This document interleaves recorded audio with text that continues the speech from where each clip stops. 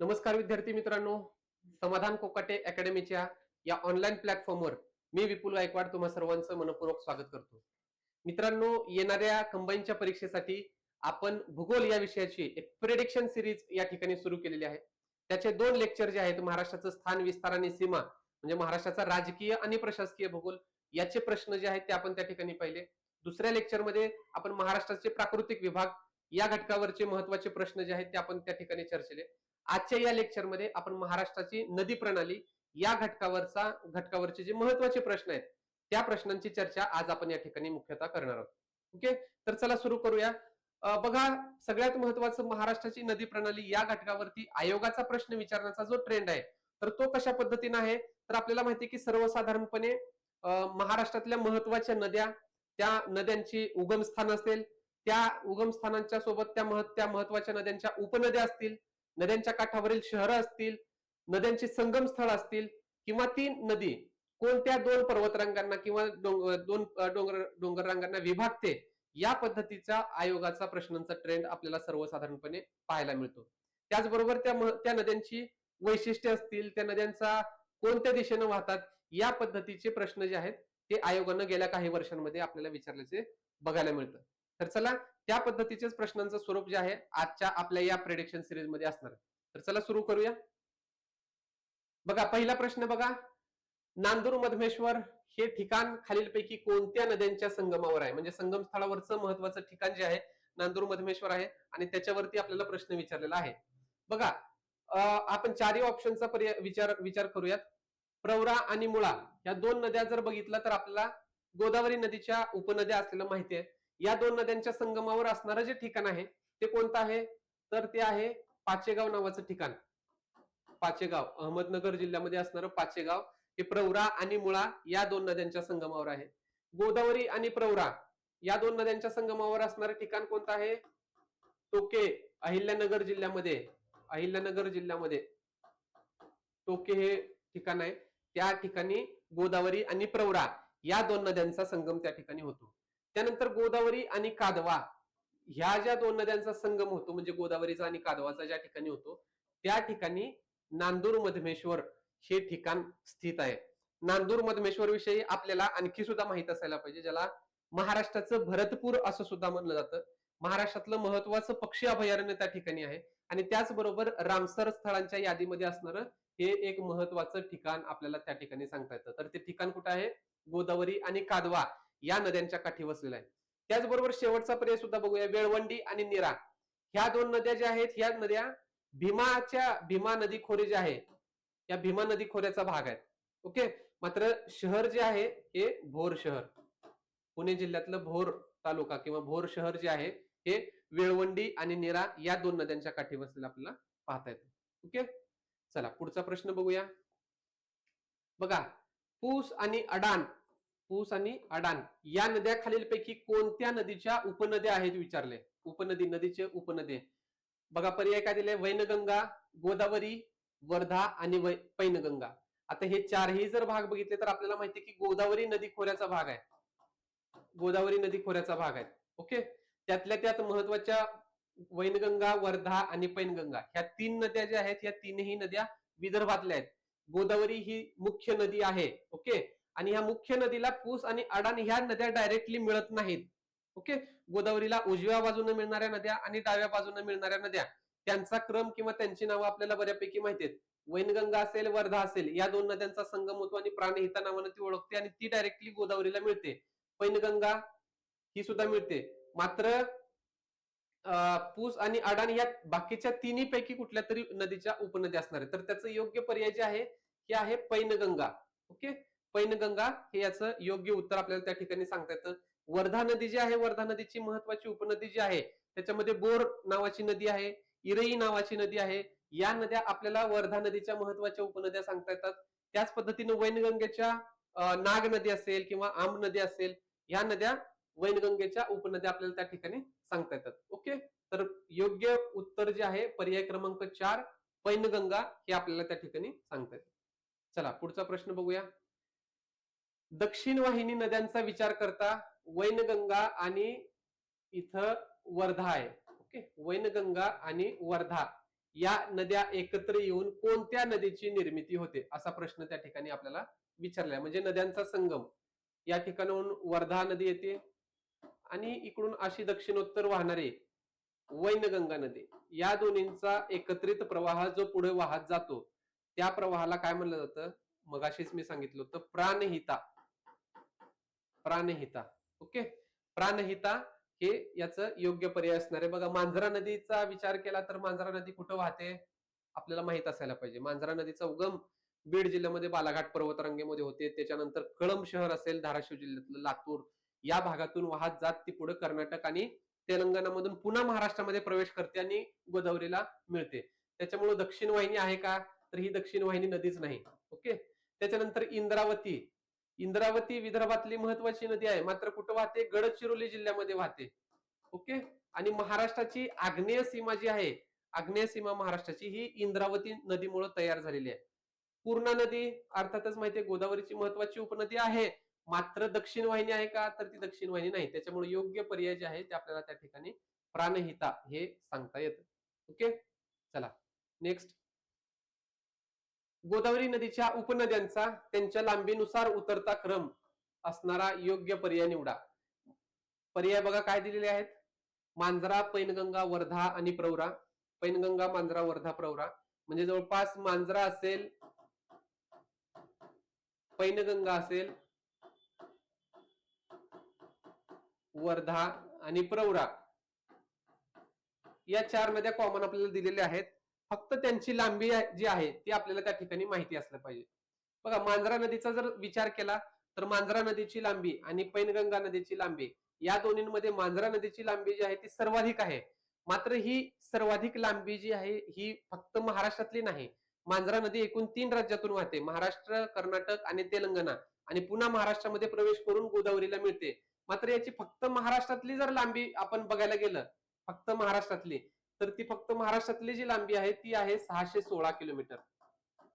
Okay, 616 kilometre. त्याच्यानंतर पैनगंगा नदी जी आहे ही पैनगंगा नदीची एकूण लांबी आहे 776 किलोमीटर. Okay, 776 kilometre.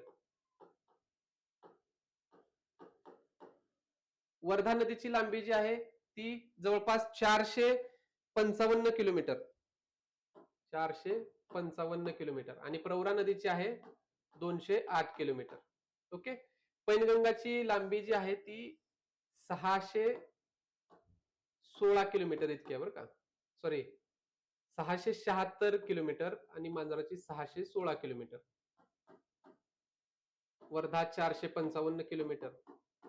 बघा, विचारले काय? लांबीनुसार उतरता क्रम सांगा. तर सगळ्यात जास्त महाराष्ट्रातली लांबी कुठे आहे? तर पैनगंगा नदीची आहे. त्याच्यानंतर दुसरं मांजरा नदीची आहे, तिसऱ्यांदा वर्धा नदीची येते आणि चौथ्यांदा प्रवरा नदीची येते. योग्य पर्याय कोणता असणार आहे? पहिल्यांदा पैनगंगा असायला पाहिजे, म्हणजे हे दोन पर्याय इलिमिनेट होतात. पैनगंगा, नंतर मांजरा आहे, वर्धा आणि प्रवरा. या पद्धतीनं त्याचा आपल्याला योग्य उत्तर सांगता येतं. ओके, चला पुढचा प्रश्न बघूया. नद्या आणि त्यांच्या काठावरील शहरे यांच्या चुकीच्या जोड्या ओळखा म्हणले. कोणते शहर त्या ठिकाणी चुकीच्या पद्धतीनं जोडलेले आहेत? बघा, पहिली भीमा नदी आहे. भीमा नदीच्या काठावरती पंढरपूर शहर आहे का? तर नक्कीच आहे. पंढरपूर शहरामधून वाहणारी मुख्य नदी भीमा आहे. त्या नदीला त्या ठिकाणी म्हणजे पंढरपूर शहरामध्ये चंद्रभागा असं नाव आहे. लाखो वारकऱ्यांचं श्रद्धास्थान असणारं महत्वाचं ठिकाण, आणि तिथून वाहणारी नदी भीमा नदी. अर्थातच तिला तिथं चंद्रभागा असं सुद्धा म्हणलं जातं, हे सुद्धा माहित असायला पाहिजे. ओके, त्याच्यामुळं पंढरपूर शहर भीमा नदी काठी वसलेलं आहे का? तर बरोबर आहे. करा या नदीकाठी जेजुरी शहर वसलेलं आहे. त्याचबरोबर दुसरं अजून एक शहर आहे सासवड शहर, हे सुद्धा करा या नदीकाठी वसलेलं आहे. त्याच्यामुळे हे सुद्धा माहिती असायला पाहिजे. त्याच्यामुळे हे सुद्धा ऑप्शन बरोबर आहे. मुळा मुठा नदीकाठी लहानपणापासून ऐकत आलोय, पुणे शहर वसलेलं आहे. आणि कुंडलिका या नदीकाठी कोल्हापूर वसलेला आहे का?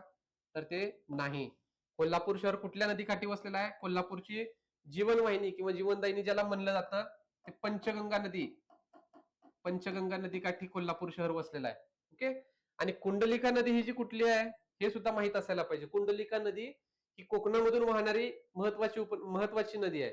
आणि कुंडलिका या नदीकाठी वसलेलं जे महत्वाचं शहर आहे ते आहे रोहा शहर.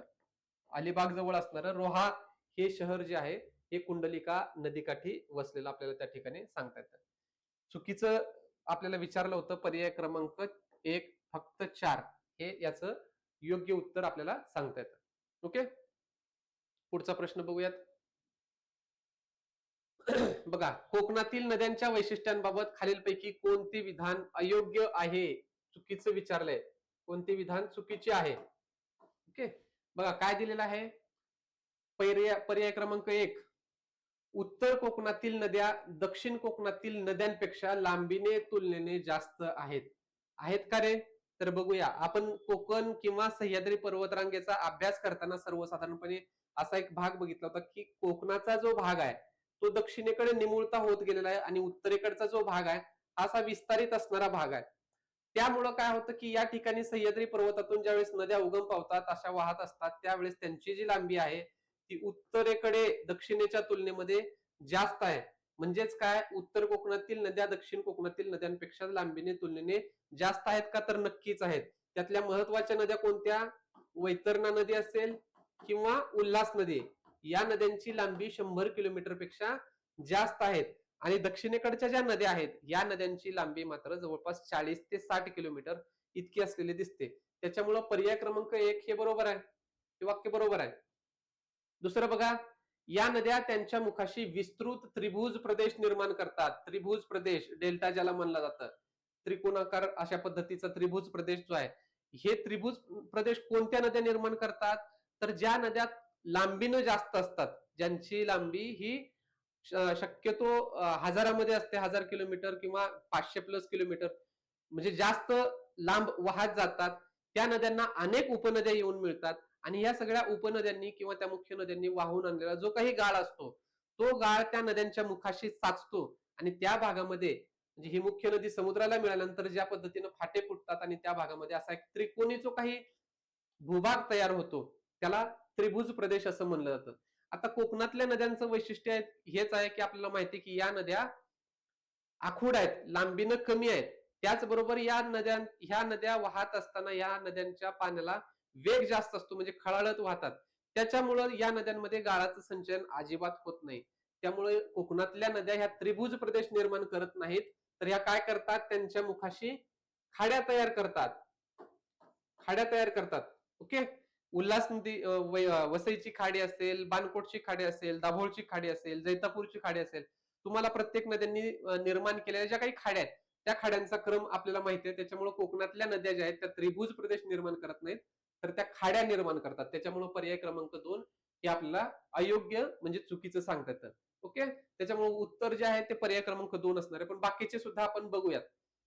कोकणातील बहुतांश नद्यांचा उगम सह्याद्री पर्वतावर होतो का? तर बरोबर आहे, कारण महत्वाचा जलविभाजक आहे सह्याद्री पर्वतरांग जो आहे तो जलविभाजक आहे. पश्चिम वाहिनी आणि पूर्व वाहिनी या भागात, या दोन भागांमध्ये नद्यांचं विभाजन करतो. त्याच्यामुळे कोकणातल्या सगळ्याच नद्या या सह्याद्री पर्वतामध्ये उगम पावतात.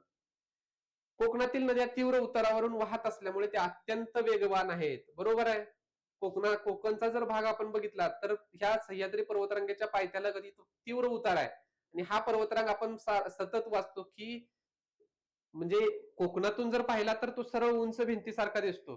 त्याच्यामुळे उतार जास्त असणार आहे. त्याच्यामुळं तीव्र उतारावरून वाहत असल्यामुळं वेगवान आहेत, अत्यंत वेगवान आहेत. त्याच्यामुळे पर्याय क्रमांक 4 हे सुद्धा आपल्याला बरोबर सांगता येतं. त्याच्यामुळं अयोग्य विचारलं होतं, पर्याय क्रमांक 2 आपल्याला त्याचं योग्य उत्तर सांगता येतं. ओके, पुढचा प्रश्न बघूया. कृष्णा नदी खोऱ्याबाबत खालील विधानांचा विचार करा. बघा, पर्याय क्रमांक अ काय विचारलंय? कृष्णा नदीचा उगम सातारा जिल्ह्यातील महाबळेश्वर येथे होतो. होतो का? बरोबर आहे, होतो. ब काय आहे? वारणा आणि येरळा या कृष्णा नदीच्या उजव्या तीरावरून मिळणाऱ्या उपनद्या आहेत. बघा, कृष्णा नदी खोरं उगम स्थान सगळ्या महत्वाची नदी आहे, त्याच्यामुळे महाबळेश्वर या ठिकाणी उगम होतो हे माहित असायलाच पाहिजे.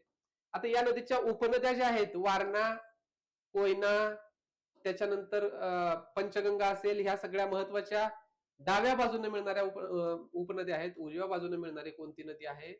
येरळा. येरळा ही एकमेव नदी आहे की जी उजव्या तीरावरून मिळते. वारणा ही डाव्या तीरावरून मिळते. ओके, त्याच्यामुळं पर्याय क्रमांक काय विचारले?